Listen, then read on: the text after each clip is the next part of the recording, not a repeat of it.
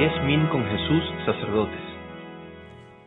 Queridos amigos, en este 12º domingo del tiempo ordinario, la Iglesia nos presenta el Evangelio de San Marcos, capítulo 4, versículos que van del 35 al 41. Este Evangelio tiene lugar después del discurso en parábolas que hemos contemplado hasta la semana anterior. Es interesante porque después de estar con la muchedumbre, ahora Jesús se queda a solas con los discípulos y lleva a cabo esta travesía en barca que tiene particular importancia no solamente aquí, sino en otros dos pasajes del Evangelio. Lo cual nos indica que el momento en el que Jesús se sube a la barca con los discípulos es un momento de intimidad, de cercanía y también de revelación. Es un momento de amistad con el Señor y por lo tanto es un momento en el que el Señor muchas veces va a revelar más sobre su identidad a los apóstoles. Aquel día, llegada la tarde, les dice: crucemos a la otra orilla. Versículo 36. Y despidiendo a la muchedumbre, le llevaron en la barca tal como estaba.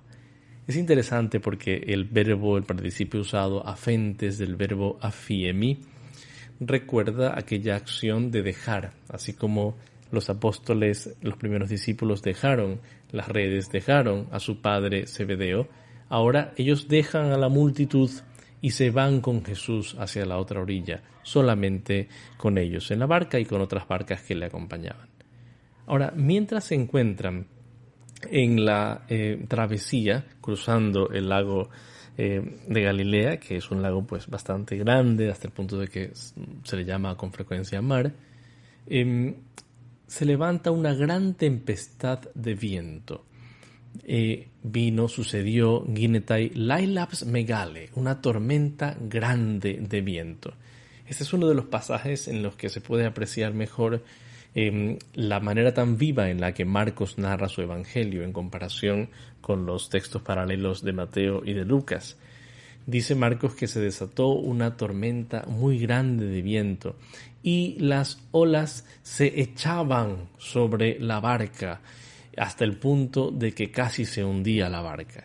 Casi podemos imaginar la situación, ¿no? O sea, un ambiente de tremenda zozobra porque la barca está a punto de hundirse debido a la tempestad tan grande, tan violenta que hay. Se dice de Jesús que él se encontraba estaba en popa durmiendo sobre un cabezal, ¿no? Es interesante porque los apóstoles estaban histéricos, frenéticos, ¿no? El peligro era inminente y Jesús, sin embargo, dormía. Lo levantan y le dice inmediatamente: didáscale, maestro, ¿no te importa que estemos por perecer? ¿No te importa que vayamos a morir? Y entonces él, levantado, diegerceis epitimesen toanemo, reprendió al viento y le dijo al mar: siopa, cállate, pefímoso, enmudece. La acción de Jesús es muy parecida a la acción que lleva a cabo cuando manda a los espíritus impuros. Por lo tanto, se ve que el Señor Jesús tiene poder sobre no solamente la enfermedad, no solamente tiene poder sobre el enemigo, tiene poder sobre las fuerzas de la naturaleza. Aquí se nos muestra algo muy importante sobre el Señor. Se nos muestra una gran cristología. Inmediatamente dice el Evangelio que después de haber reprende al viento y al mar, se calmó el viento y sobrevino egéneto galene megale, una gran bonanza, una gran calma galene. Está construido el pasaje de tal forma que a la Lailaps Megale, la tormenta grande del versículo 37, corresponde la Galene Megale, gran calma, gran bonanza del versículo 39. Decía que estos versículos nos hablan verdaderamente de cristología. ¿Por qué? Porque nos muestran al Señor como una figura increíblemente humana. Por una parte, está cansado y duerme, porque su actividad es incansable, pero también increíblemente divina.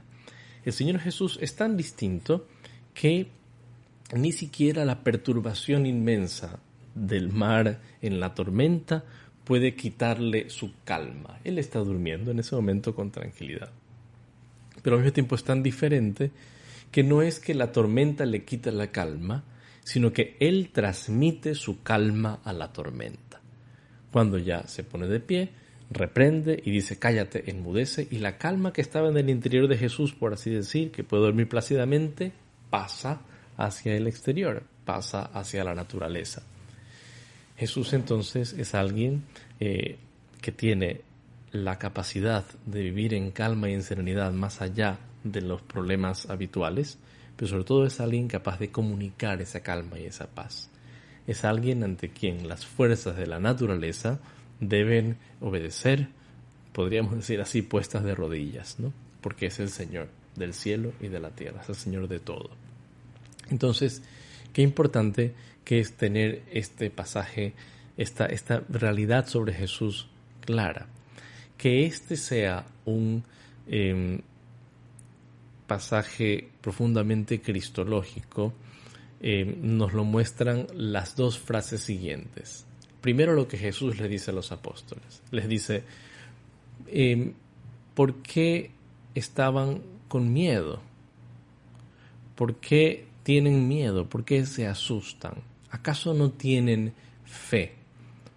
¿Por qué tienen miedo?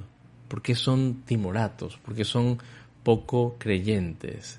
Ti deiloi, ¿por qué son cobardes? ¿Por qué tienen miedo? ¿Por qué son cobardes? ¿Acaso no tienen fe?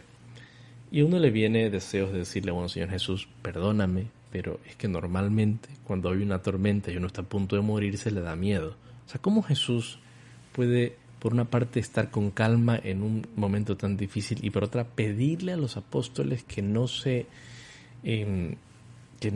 intranquilicen ante algo así? La respuesta solo puede ser sobrenatural, porque los apóstoles deben irse acostumbrando a que cuando están con Jesús, todo lo demás realmente es menos importante. O sea, cesan todos los demás miedos y todas las demás angustias, porque están con el Señor. Y eso es algo que nosotros también tenemos que aprender. Cuando estamos subidos en la barca de Cristo, Él tiene el control y todo lo demás tiene que ser completamente secundario.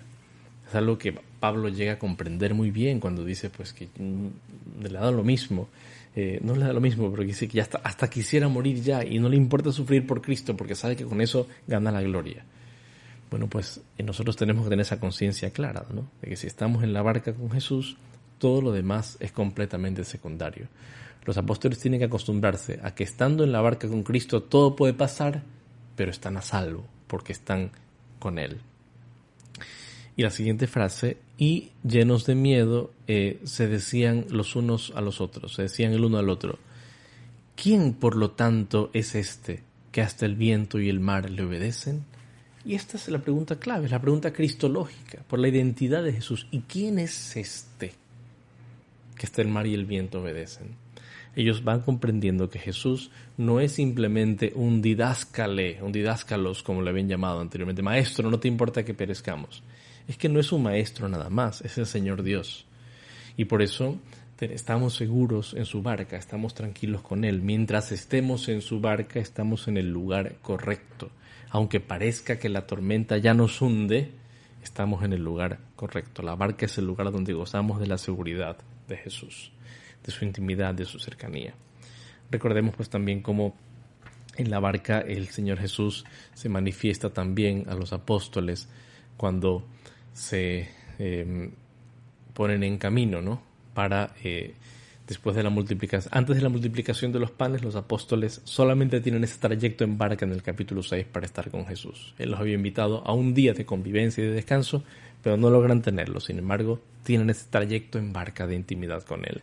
Y después de la multiplicación de los panes, cuando se van solos en la barca, otra vez la tormenta parece que los quiere despedazar, pero Jesús se acerca caminando sobre el agua y viene a la barca con ellos y les manifiesta y les dice, no teman, soy yo. No teman, yo soy, ¿no? Soy Dios. Entonces, ¿quién es este? La respuesta viene dada en el capítulo 6, ¿no? No teman, soy yo. No tengan miedo. 6:50, ¿no? Tengan confianza. Ego en mí. Yo soy. No tengan miedo. Me fobeiste.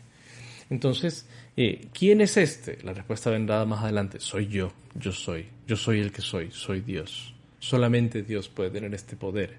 Y solamente estando con Dios puedo tener esta confianza de poder vivir una vida imperturbable a pesar de las dificultades y de las contradicciones.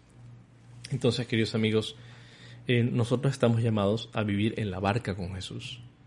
Y vivir en la barca con Jesús no implica no tener problemas, no tener contrariedades, no tener tormentas. Implica saber que si Jesús está en la barca, Él es capaz de apaciguar estas tormentas.